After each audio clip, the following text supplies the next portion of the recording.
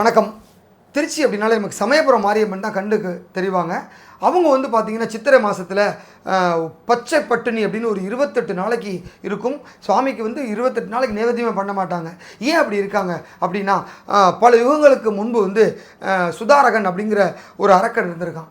அவன் வந்து பயங்கரமான கொடுமை பண்ணியிருக்கான். ஒரு பிரம்மாட்ட கடுந்தமம் இருந்து வரம் பெற்ற அந்த மமதையில் வந்து தண்ணி கொடுக்குற வர்ண பகவானையே அரஸ்ட் பண்ணி வச்சுட்டான். ஸோ தண்ணி இல்லாமல் நிலங்கள்லாம் காஞ்சு போகுது. மக்கள்லாம் வந்து சாப்பாட்டுக்கு அவ்வளோ கஷ்டப்படுறாங்க. அத்தனை பேரும் பட்னி. ஒட்டுமொத்த மக்கள் வந்து எலும்பு தோலுமாக மாறி நிற்கிறாங்க. இதை பார்த்த சமயபுரத்தம்மா உடனே போருக்கு கிளம்புறாங்க. அவனை அழிக்கணும்னு நினைக்கிறாங்க. அவனை குத்தி அழிக்க போகிற நேரத்தில் அவன் ஒரு சாபம் கொடுக்குறான்.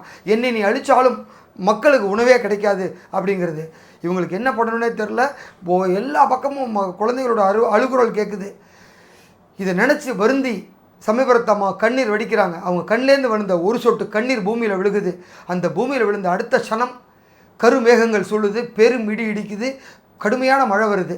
அந்த மழை பெஞ்சு இந்த பூமியை செழிக்குது. அடுத்த 28 நாளில் பயிர்கள் வளருது.